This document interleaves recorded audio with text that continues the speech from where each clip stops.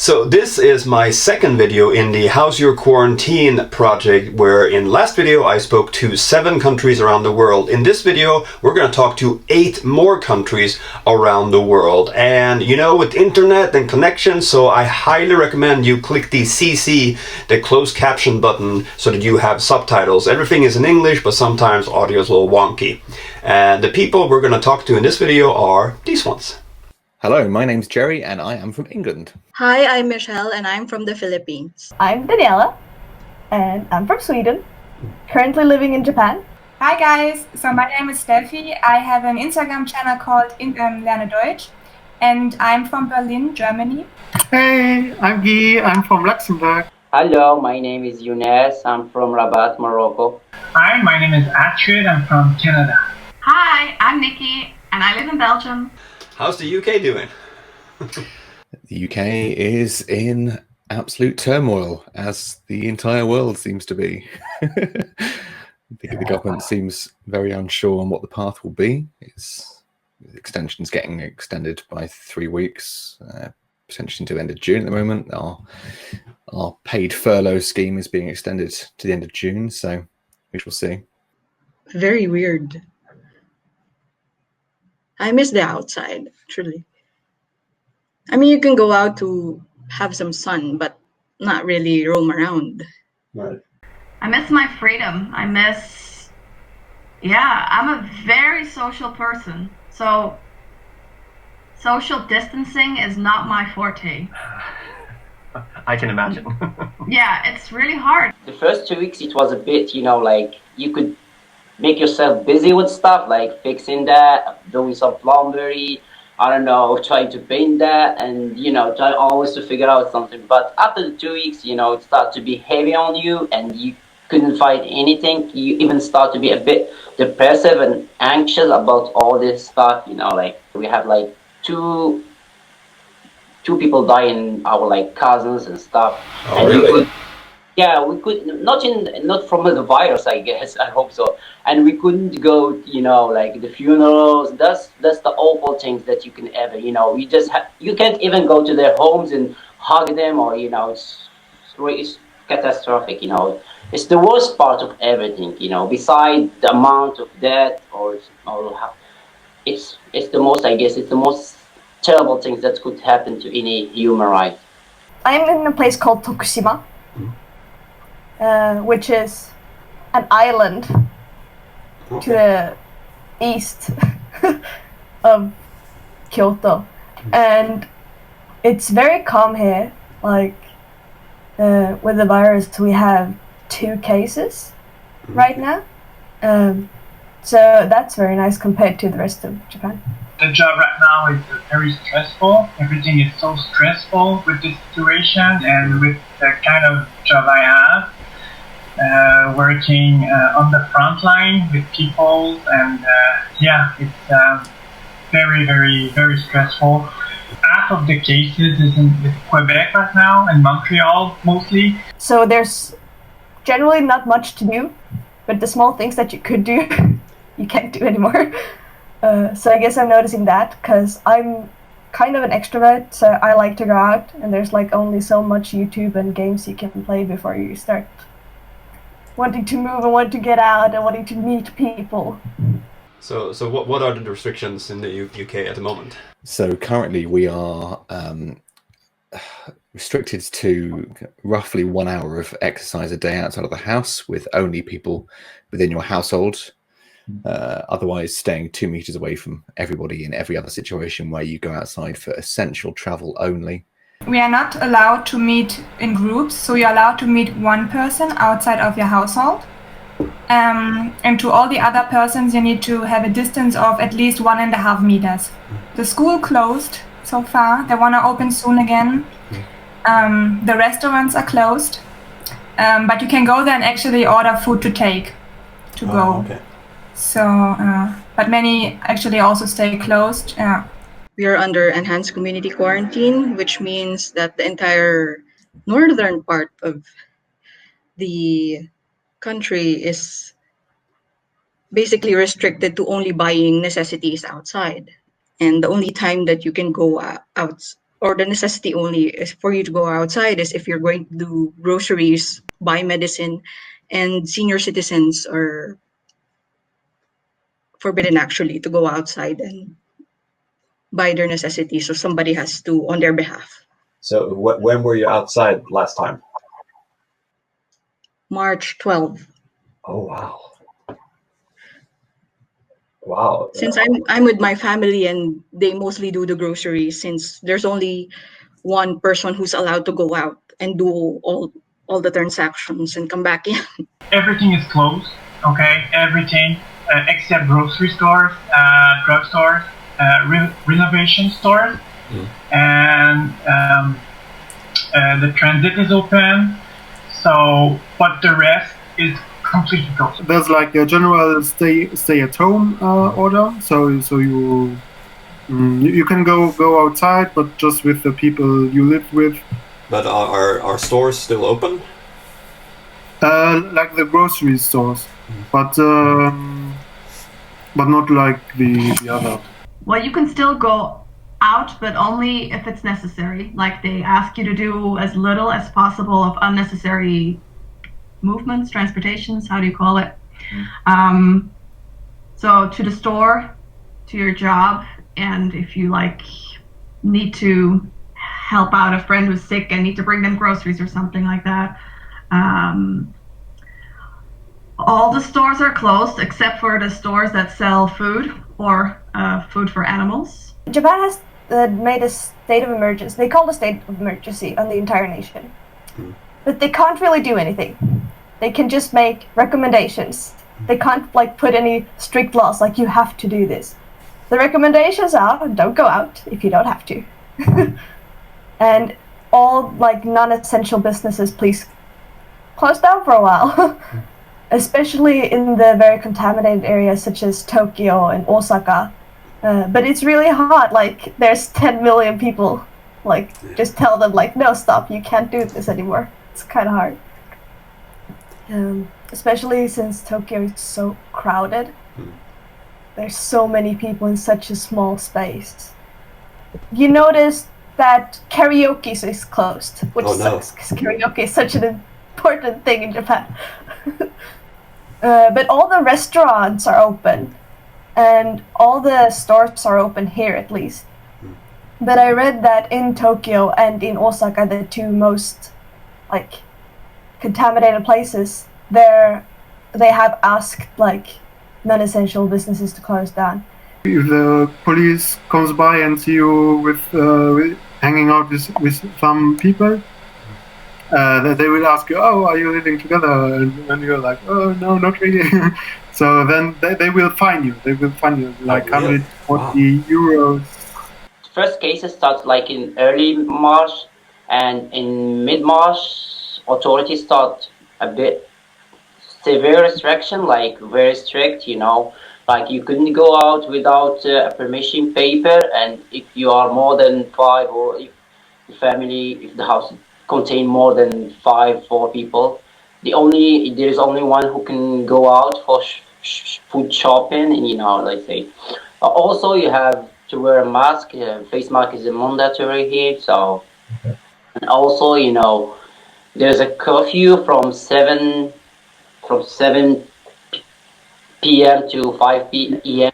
You know, like there's nothing that you can't go out in the street with car or anything. Just unless you are sick or it's emergency or stuff like that. So most of the time it's very, very strict, and authorities are not playing with that because police, you know, there's the police that control everything, and National Guard also, you know, they're not playing with it, you know, like. So when, if you backtrack into, I don't know, February, March, when did you realize that, oh no, this is going to be an issue, this is going to be a big thing?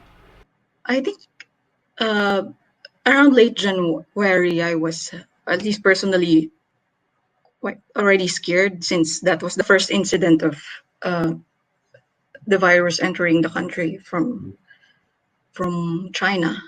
Because I work at a research university, we obviously have a large international and local student population. So we were looking very closely at what the government was likely to do. Staff from my team, for example, started working from home when it became likely the government would start closing down schools and nurseries, because a large number of staff have children and other dependents. Before that point, it was anyone who's got a vulnerable person at home shouldn't come into work. Date-wise, God, time has combined into one wibbly-wobbly, timey-wimey lump of non-time, because it doesn't feel like much time's passed at all, but it's been a while already. With university, we had break from March, and I was going to go to Tokyo to help with the exchange organization called YFU, and I was going to go to concerts, and I think I realized that things got really like that. Okay, things are happening when everything got cancelled, because you were like, oh shit, and then you started looking online more, and you were like, oh, it's a travel ban from Korea. Oh, it's a travel ban from China. Oh, it's the boat. It's in Japan. Oh shit, it's starting to spread. 2 days before the first case in Quebec, everything was like, oh, I don't care. And then comes the first case, and everybody was, okay, we need to do everything. We need to wash our hands. We need to put masks on. We need to shut down school. We need to. So yeah, it was weird, and the population react rapidly to that, and yeah, I mean, that's kind of weird for us. I was working that Thursday evening when the National Guard came together. I was like, okay, whatever they're going to announce is not going to be pretty. What was that? Was that the 12th? The 12th, yeah. Yeah, the toilet paper day. Yeah. I have to say, I sensed something was in the air. I just wasn't feeling very, I don't want to say safe, but I felt something was like off. So I do remember I had already had quite a lot of things in my fridge, but that Tuesday, before that Thursday, I was like, okay, I'm still gonna go. I'm gonna make a list of essentials. Not because I worry that we would run out, but mainly because I was like, okay, if this happens, then I don't want to be a person who has to go to the store every 2 or 3 days because she's out of food. I'm just going to make sure I have lots of things to drink, lots of things in my fridge and in my freezer. And I have to say, I went to the store last week, and that was the first time since the lockdown. So for me personally, it took quite some time, I think. Like I still went to work in the end of March and met also some people and stuff. But one day I went to the supermarket, and because I don't want to have a lot of people inside the supermarket, we have the queues in front. And actually next week we have to start to wear a mask now. And so yeah, when I went to the supermarket and I've seen these people outside waiting there with a 1.5 meter distance between each other, I thought, oh, that's so weird. Like it was a very awkward moment, and I thought, wow, this is really serious. I was traveling around Iran around early December, and when I back here in Morocco, you know, we start hearing news that Iran also was hit, and I did meet with some friends from China there, and when China was really in the middle of it, we start talking, and they said like this is totally a mess, and the lockdown in China was very, very severe. Then when it comes to Italy, you know, as you know, Europe is not far from here, and we have like massive traffic, planes and stuff between Italy and Spain most of the time, you know, like, so people, it was just a question of time that the virus will get here, you know. And the good thing is that the authority has to take like early measures, because otherwise, you know, it's just Morocco, you know, the healthcare is not really that great, so it can't take all this, you know, deaths and sick people, you know, in once. So I think it did something good not to let it go spread all over the country, I guess. Well, in Luxembourg, the first case was the 29th of February. The last day I was in the office, and we say goodbye because we knew we would do home office afterwards. I thought it's so surreal because it's just you don't know when you get back to normal. So what do you do with your time now when you're mostly in the house, I guess? Yeah, so I'm still working. I'm working from home full time, theoretically. Full time availability, though the need for work to be done is lowering as time progresses. The big bulk of work was required when people were setting up to work from home, and now it's not so much working and computing. Once people are set up with their computer stuff, it's more hands off. We are divesting our time between the two of us. I will have a day in the office working from my lovely 2-screen desktop, and then the next day I work from dining room table with a tiny 17-inch monitor, and then the next day back on the computer. I mostly just work from home, and since I'm a reporter, I do interviews and via email or video calls, and then work from home. Sometimes I prepare food with the family. My family is here. I with my family, and then I've found time to work out and read more books since I haven't done that in a while, and also watch movies from home. And I watch a lot of YouTube. I play a lot of Hearthstone. I started working out at home a lot because it just it burns energy, and I cook a lot. And then since there's almost no cases here, me and my roommate, we try to go for a lot of walks because the weather is nice and walking is good for your body. I'm working, full-time job, working. I work in a butchery, so we sell meat, so we were allowed to stay open. So I still have my full-time job, luckily. So right now I'm working home office. And actually last week I had a vacation, which I had to cancel obviously, which was quite sad. But I stayed at home and I did a lot for Lerne Deutsch. So I tried to use the time productive, working on some creative ideas, and not just sitting on a couch all day and be sad or so. And we actually, because we're allowed to go out, so I'm trying to leave the house at least once a day, like for a little run or something, not go too far away from home, but but still, it's sad. Played some video games with friends together, and yesterday also with a friend of mine, we played some board game online. I found a lot even to people I haven't heard in a long time. You know that Ramadan started like 4 days, and on most of the days, you try to figure out what to do, like reading sometimes. When you get you get sick of reading, you start watching news, then you start hating Corona and stuff. But then you're gonna turn out trying to cook some stuff, and as for example, my parents are in lockdown. Also, I try to help them, with cooking and stuff, just trying to find a way, not to be more depressive and try to find the good things in all this mess, I guess. What do you miss the most from what used to be normal? So obviously meeting my friends, I don't do so much anymore. We do some Zoom talks and stuff, but it's not the same. I like to go out in restaurants and also all the sports activities. So I love to meet friends and then go climbing, for example, or playing beach volleyball and all this kind of things. They're not happening right now. But like we said earlier, it's nice to be productive. So actually I'm not suffering so much. Also because I'm not living alone. I think it's a huge difference if you live alone or if you have someone you share the house with. It don't help if you're single. I'm guessing it's more fun if you're stuck at home with 2 people. Although I do have a couple of friends who broke up because of Corona. When they realized that being together 24 hours a day, they basically didn't have anything in common and decided to just call it a day.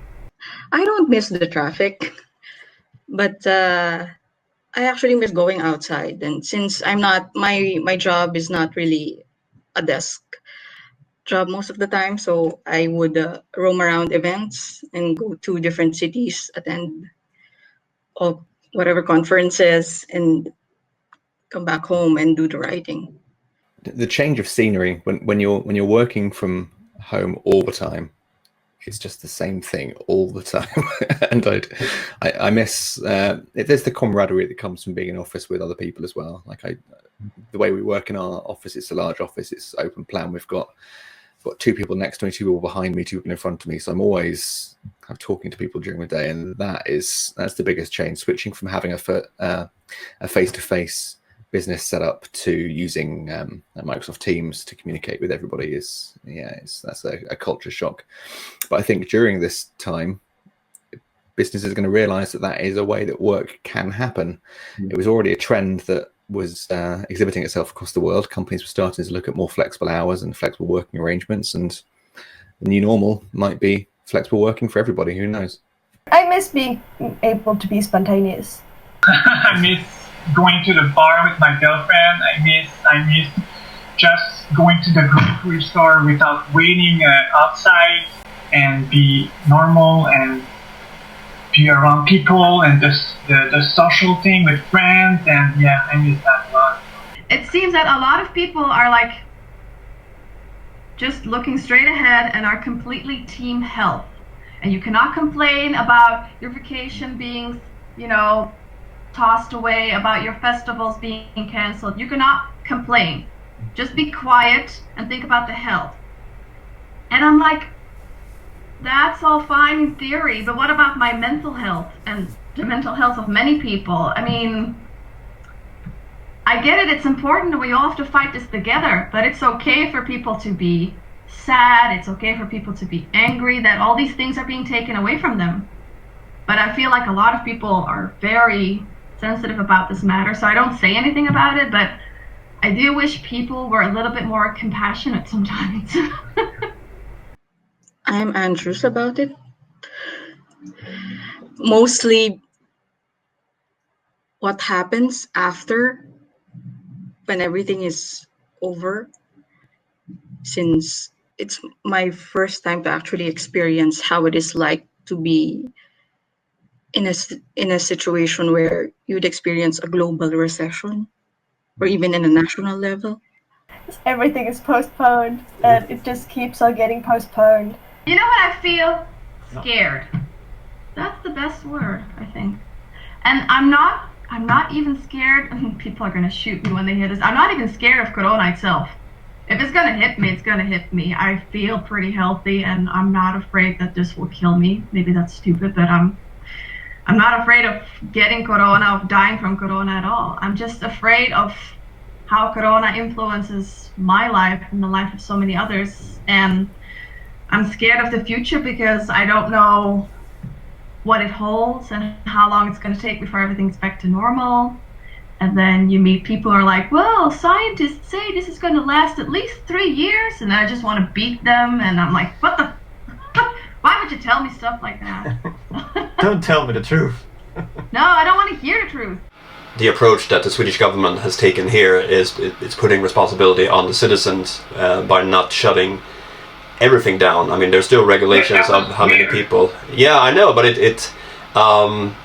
I think that the way that they considered it is that if they lock everyone in for amount of time, then it will just be a new wave when everybody's let out. So having that balance where the hospital beds are not full, but you take responsibility of how you interact in society. I mean, most people do stay at home, most people do work at home, and if you have to go out, you really take precautions of how you interact with other people. Maybe they got right, maybe they got it wrong, but we will see at the end. They kept saying that if people don't respond to these recommendations, we will have to put in tougher sanctions. So it is this balancing, and the fact that when they really started reacting to it, there were only a few cases in Stockholm, and Stockholm has been sort of the cesspool in Sweden. Okay. And we're also pretty good in Sweden and this is classic law of Jante, we're pretty good at shaming each other for not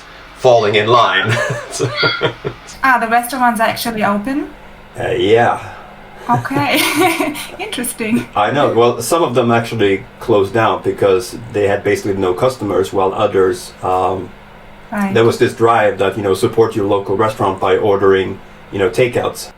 And everyone is going normal to work, or how do you handle this? Like, do they do a lot of home office? Well, initially, back in like the first week of March, most companies started to actually adapt to work from home. This wasn't something that was enforced, but we just, okay, we want to take care of our staff, so people, let's just try to figure out a way to work from home, those who can. Basically any place where you can shop, you have these markings on the floor. So it's kind of like you're in this weird like board game where that person moves up one step, you move up one step. We did make it before, and we can make it again and again. We just have to have faith in that and to carry on, you know, like doing the good and trying to be doing the best of us as always. And those were the 8 conversations I had in this video. I had 7 other conversations in the video that came out last week, if you want to watch that to get a fuller perspective on how people around the world are affected by the COVID-19 virus. Thank you so much for watching, and let me know how things are in your country. What restrictions do you have? What do you feel about this whole thing? And, you know, this has been a long video, so I really take a moment. I really want to say thank you. Thank you for watching the entire thing. This has been a project that took a lot of time, so I truly appreciate you watching the whole thing. See you next time. Bye.